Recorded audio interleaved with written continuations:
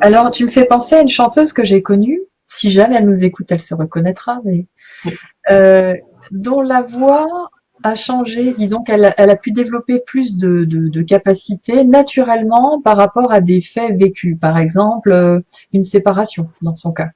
Donc, elle divorce et tout à coup, probablement que ça génère aussi un ancrage de sa propre personne dans qui elle est, et elle arrive à aller chercher des graves qu'elle ne pouvait pas toucher avant. Donc, notre voix, ce qu'on arrive à en faire à l'instant T, finalement, est complètement lié à notre vécu. Ah bah oui, On peut vraiment nous métamorphoser notre voix en fonction de ce qu'on arriverait à débloquer du vécu. exactement. C'est au-delà de la métamorphose, parce que du coup, ça nous appartient déjà en fait. C'est déjà là. C'est D'accord. déjà une, c'est déjà là, mais sauf que ça a été, je dirais, enfoui. C'est sous des couches et des couches. J'aime bien. Il y a une image d'une perle, d'un vrai joyau, mais qui effectivement a été au fil du temps et des années et du vécu ensevelie de fines couches. Même transparentes où on peut le voir mais on ne peut pas le toucher et il faut les enlever. Et au fur et à mesure de ce que l'on vit en même temps, de ce dont on prend conscience, on peut se permettre du coup d'atteindre effectivement une autre voie ou notre voie, j'ai envie de dire. Et ça, sauf qu'elle a toujours été là. Donc c'est pas au-delà de la métamorphose, je parlerai plus avec la métaphore de l'iceberg. On va d'un coup faire jaillir ce qui était enfoui en dessous, la partie immergée. C'est donc Mais pour elle est ça bien que là. je suis révélatrice de voix. C'est une révélation, en fait. C'est ça. Et de fait, c'est souvent des événements forts, quels qu'ils soient, qui vont parce que effectivement, hein, tout à l'heure tu parlais d'ouvrir les portes, mais en interne, c'est fou le nombre de portes pour remonter à la source que l'on va ouvrir et c'est souvent lié à soit une forte émotion provoquée par quelque chose que l'on vit joyeuse comme malheureuse, qui vont provoquer des déclics ou pas, hein, parce qu'après tout dépend aussi si on est prêt à le, parce que enfin ça aussi j'y crois. Il n'y a pas de forcing là. Ça se fait si ça doit se faire presque. Et si on est prêt à le recevoir et à l'accueillir, parce que des fois il y a ces petites portes, elles s'ouvrent, mais ça peut être un peu trop puissant et on peut essayer en tout cas de les refermer.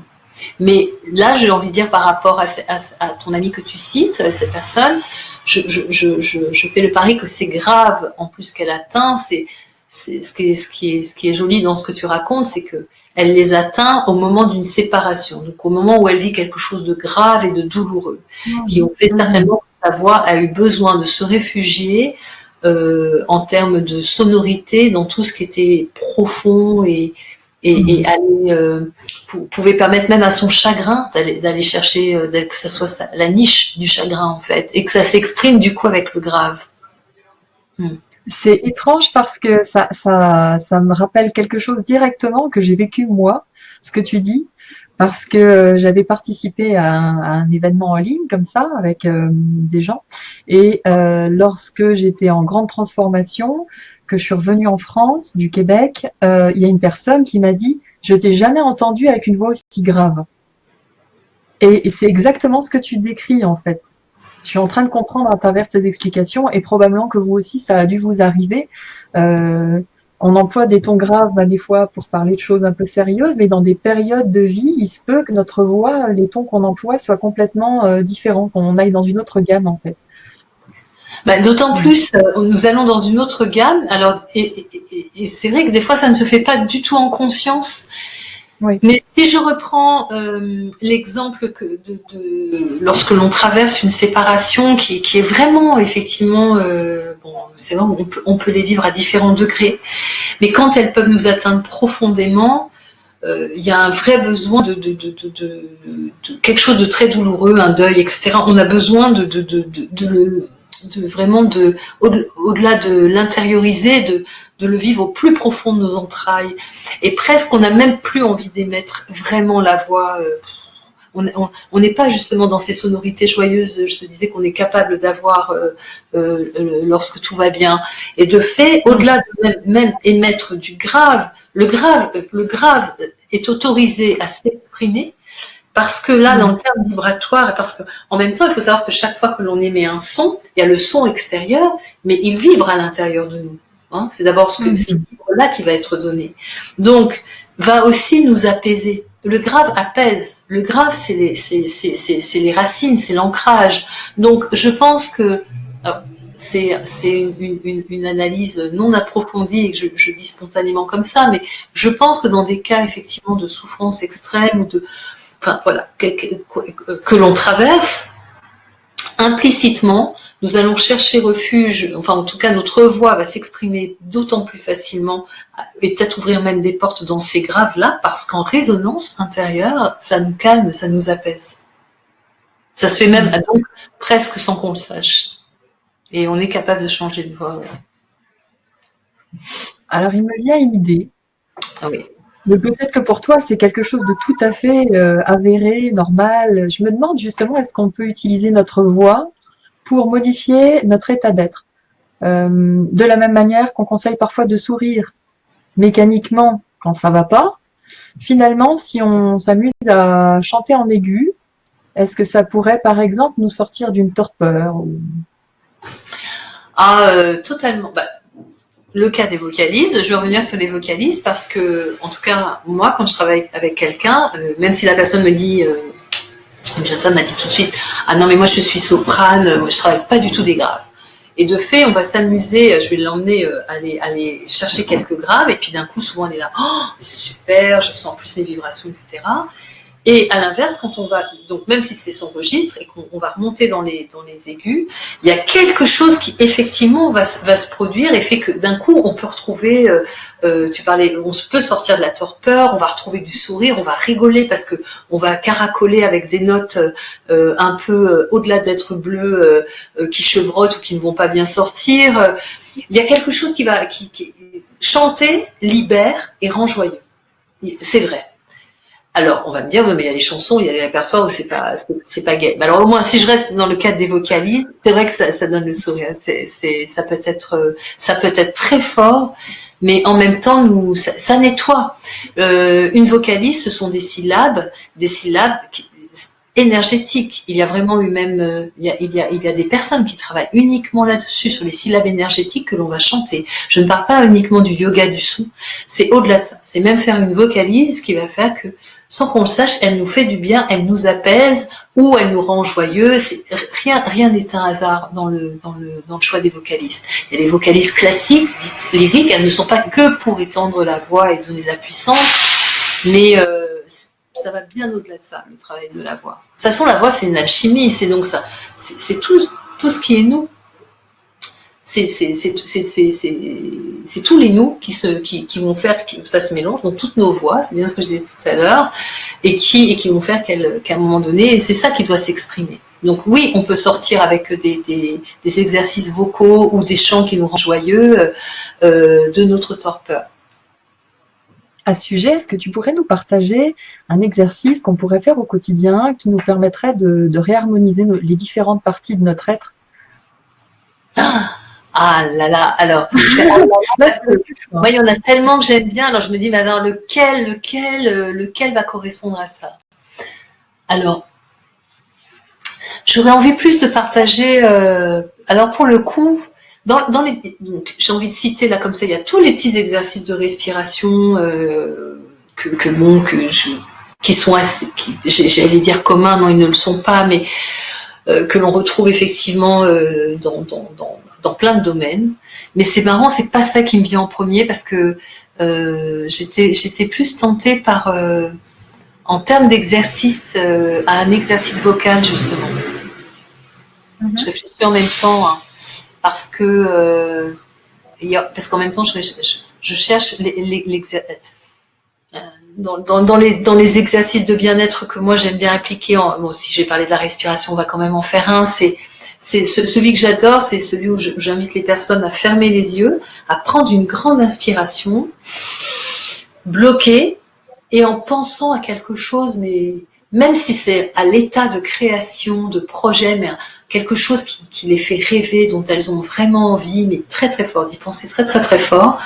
Et dans cette inspiration, voilà, je pense à tout ça, je pense à tout ça, et en me disant que dans l'expiration, au moment où je vais souffler, je vais expirer la bonne nouvelle. Je vais souffler de soulagement parce qu'entre-temps, on m'aura annoncé une bonne nouvelle et ce que je souhaite se réalise. Donc ça peut sembler un peu fou, un peu fait, mais ça fonctionne. Ça C'est rend. un acte magique, moi je trouve ça très intéressant. Et à chaque fois, je t'avoue, est-ce que tu m'autorises juste, je vais m'absenter 30 secondes pour attraper. Bien Là, je sûr. vais vous livrer quelque chose que vous allez rigoler, hein, mais que je confie à des très grands cadres dirigeants et qui adorent. Attendez. Donc, en principe, ce petit exercice, nous le faisons 3 fois. Et pour cela, alors là, je livre un de mes secrets, je rigole d'avance. Mais pour cela, je leur remets, qu'ils soient hommes ou qu'ils soient femmes, 3 baguettes de fée. Et, ah non, non, mais c'est vrai. Hein. C'est vrai que là, c'est sûr que là, certains se disent où est-ce que je suis tombée Qu'est-ce que c'est que ce truc encore Bon, bref. Et donc, ils vont, parce que symboliquement, ils vont attraper cette petite baguette, donc ils vont inspirer, je vais leur dire inspirer, bloquer, pensez à quelque chose de très fort que vous souhaitez, ou même qui est déjà en cours, que vous attendez. Vraiment, vous attendez cette bonne nouvelle. J'inspire, je bloque, je reçois, je reçois. Et puis, à un moment donné, je donne le top départ pour lâcher l'expiration. Et là, je leur dis toujours exaucer. Donc, ils ont trois souhaits à faire à chaque fois. 3 fois le même, ce qu'ils veulent, mais 3 fois. Et ça marche. Parce qu'à chaque fois, ils terminent, ils ont le sourire comme ça. Et des fois, ce qu'ils me disent, c'est que leurs vœux ont fonctionné, même si moi, je ne connais pas. T'es une vraie magicienne parce que le fait de proposer une baguette dans cet exercice va faire que les plus dubitatifs vont sentir que c'est plus actif parce qu'il y a un objet. Donc c'est bien, ça, on commence à s'entraîner dans ce que tu proposes. Mais ce que je comprends, c'est que finalement, tu amènes l'énergie, tu la concentres, tu poses une intention, une image, un vécu, quelque chose que tu ressens, et en l'expirant, ça libère cette énergie que tu as qualifiée finalement. Moi, je trouve que c'est un acte magique et c'est super intéressant.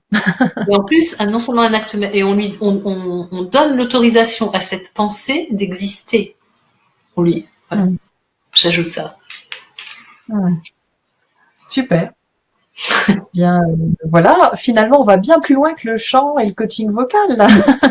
Complètement. Mais c'est souvent c'est vrai que j'ose dire maintenant après 17 ans de pratique, c'est un cadre dirigeant qui m'a dit ça la dernière fois, là il n'y a pas longtemps, et il me dit mais Virginie, en fait, il me dit avec toi, je remonte à la source de qui je suis. Je lui dis je crois que c'est vraiment mon travail, c'est celui-là mon vrai travail.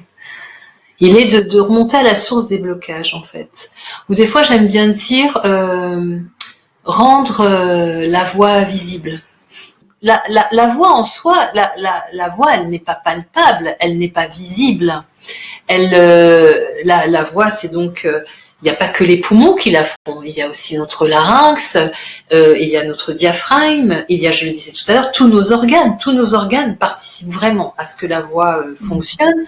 Après, c'est cette répercussion, donc toute la mécanique de la soufflerie, mais en plus après le squelette. Et puis, il y a nos pensées, il y a nos émotions, il y a nos ressentis. Bon, bref, tout ça fait la voix. Et donc, mais ce n'est pas visible. C'est toute notre partie interne, j'ai envie de dire aussi, de façon plus simple, qu'à un moment donné, lorsque tout l'ensemble, toute cette alchimie quand voilà, un petit peu comme j'aime bien parler aussi des mécanismes des montres suisses. Hein, quand on les voit, s'il y en a la toute petite ne fonctionne pas, tout le reste, même les plus grosses, vont pas pouvoir le faire ou très difficilement. Une fois que tout marche en soi et est en harmonie à tous les niveaux, donc soit organique, en termes de pensée, en termes de ressenti, en termes d'articulation, de posture, une fois que tout est en harmonie, effectivement, tout ceci va être visible. Donc la voix va non seulement s'entendre, effectivement, il y a des sonorités, il y a une vibration, j'en ai parlé tout à l'heure, mais au-delà de ça, elle permet de rendre même notre corps visible. J'oserais presque dire que quand on n'en a pas conscience, c'est presque on marche avec la cape invisible d'Harry Potter en fait. On est bien là, mais sans l'être. Donc aujourd'hui, ce sont plutôt ces travaux-là que je mets en œuvre. Je travaille encore dessus. Ça se vérifie. Mais j'aurai plaisir à en reparler bientôt. Voilà. Mais c'est vrai. Donc c'est pour ça que je dis rendre l'audible visible. Je pense que ce que je constate aujourd'hui, c'est que quand une personne effectivement atteint, des fois je le vois vraiment en direct, réalise vraiment qui elle est bien avec qui elle est, et l'exprime, forcément ça va se voir physiquement à l'extérieur. Donc oui, ça c'est l'aspect le plus simple que je puisse décrire. Mais c'est vraiment ce travail-là que je fais. Donc ça va au-delà effectivement du coaching vocal. C'est-à-dire qu'en plus, de toute façon, je ne peux pas travailler autrement que globalement. Voilà. J'allais en venir justement à la psychophonie, puisque ça fait partie de tes formations. Alors, qu'est-ce que ça a apporté, la psychophonie, rapidement, parce qu'il nous reste peu de temps pour en parler, mais c'est une pratique qui est quand même répandue, réputée, et comment est-ce que tu t'en sers, toi, c'est-à-dire que les travaux de Marie-Louise Aucher, cette dame qui s'intéresse à l'homme sonore, moi, mon maître en psychophonie, si je peux la citer, Anne Vasseur-Gilbert, est juste extraordinaire. La psychophonie, c'est vraiment ça. On travaille sur l'homme sonore, sur tout ce que je viens de dire, sur toute sa globalité, mais aussi sur ses silences. Et sur tout ce qui ne s'exprime pas en fait, mais qui est tellement audible là aussi. Et la psychophonie fait que les premiers travaux de Marie-Louise Aucher étaient c'est elle qui a commencé les premiers exercices sur tu sais, le chant prénatal. Oui. Que le chant, voilà. Donc elle s'est intéressée à tout ce qui se passait en interne et qui puisse être exprimé à l'extérieur après par la suite. Et pour faire court, parce que effectivement, ça mériterait un peu plus. Donc moi, dans ce que ça m'apporte dans mes travaux, ça m'a permis je dirais, à encore plus développer ma capacité d'écoute, mais d'écoute de l'autre, mais dans tout ce qu'il ne dit pas. Et c'est ce que je venais d'exprimer tout à l'heure, c'est-à-dire que à aujourd'hui, et c'est une des forces de la psychophonie, on peut être capable, dans une voix, d'entendre un organe malade. On peut savoir pourquoi ça ne va pas. On peut, voilà, ça amène tout ça. Une écoute, une écoute tellement développée que, en fonction de ce que l'on développe, parce qu'il y a différents outils en psychophonie et du courant que l'on va suivre. En tout cas, pour moi, ça a développé une écoute interne de l'autre qui va bien au-delà de ce que la voix produit. La voix produit, mais elle va me permettre effectivement de dire oula, alors là, c'est peut-être une piste, parce que je suis pas non plus Merlin, mais une petite piste où il y a à suivre, où je pense que là, par exemple, le foie est chargé, donc il faut que ça s'exprime.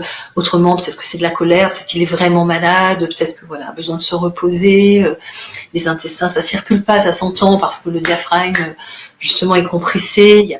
Il y a pas de la détente à ce niveau-là. Enfin bon, bref, on peut tout entendre avec la psychophonie en fait.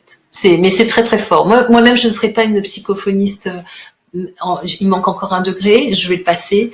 Mais elles sont capables, en envoyant du son sur une colonne vertébrale, en partant sur chaque vertèbre. C'était la force de Marie-Louise Aucher, en comparaison avec un radiologue pour le même patient, de faire les mêmes diagnostics, elle juste en envoyant du son sur une colonne vertébrale et lui en faisant un cliché. Et elle a créé effectivement ce fameux outil qui s'appelle le cliché de son. Donc elles sont très peu à le pratiquer. Il faut un niveau. Enfin là, moi-même, enfin, je peux me tromper. Hein. Peut-être que dans 10 ans, je dirais, ah bah, ça y est, je sais enfin pratiquer le cliché de son, j'en rêve. Mais du coup, j'ai créé un autre outil à partir de là qui me permet d'entendre les choses différemment, mais pour atteindre effectivement cette lecture-là aussi. Excellent, merci beaucoup pour ces précisions. Et pour ceux qui en douteraient, eh bien, quand votre téléphone vibre, il se déplace. Eh bien voilà. Exactement. C'est ça. La voix, c'est ça, c'est une vibration. Ouais.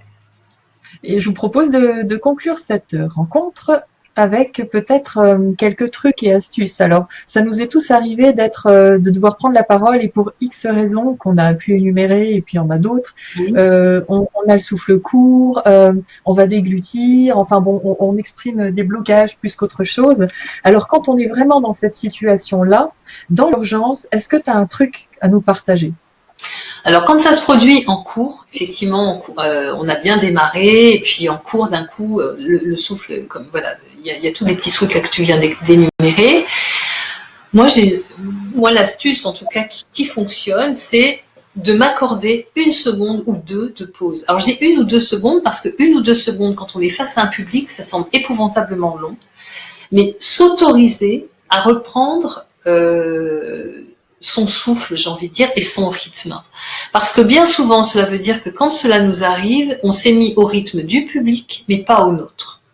Or, il faut toujours penser, et ça c'est, alors je joins une autre astuce que j'utilise énormément, qui est ne jamais oublier au moment où vous allez prendre la parole, quel que soit votre niveau de stress même que vous puissiez avoir, que c'est le public qui est venu vous écouter, quels que soient les contextes, professionnels ou dans un contexte plus artistique, c'est le public qui vient vous écouter, et donc c'est le public qui, dès que vous allez commencer à prendre votre même première inspire avant de poser votre voix, va prendre la même inspire que vous. Or, souvent, on pense l'inverse. On se met à la place du public et parce que c'est vraiment une énergie qui circule, d'être face à un public, petit groupe, grand groupe. Et de fait, donc, c'est vraiment, n'oubliez pas ça. Chaque fois que j'arrive, ah oui, c'est vrai, c'est moi qui vais donner le rythme et le diapason au public.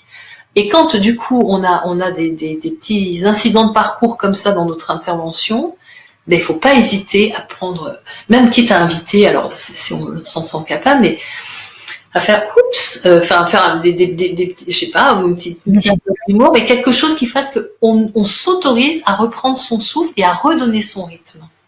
Et je dis bien redonner son rythme. Est-ce que moi je sais que c'est ce que j'utilise. On a tous été publics et il y a des moments où on n'a été pas bien. Tu vois, quelqu'un qui va se mettre à parler vite et où on va sentir qu'il est tellement pas à l'aise, mais nous-mêmes, des fois, il nous tarde que ça se termine parce qu'on a pris son rythme. Donc c'est pour ça, n'oubliez pas, c'est nous à chaque fois qui donnons le rythme. Or, donc, si on s'autorise ce moment de je reprends 1 ou 2 secondes, 5 secondes, le temps de la respiration, vous allez aussi redonner de la respiration à votre public qui vous suit, puisque forcément, il vous écoute, il est là pour vous écouter, donc il prend votre inspire et tout ce que vous avez à lui dire. Mais ça c'est même pas de la magie, c'est vérifiable plein de fois. Quelle est en fait la démarche d'aller consulter, faire appel à un coach vocal, dans quel but et en fait, qu'est-ce qu'on peut en attendre?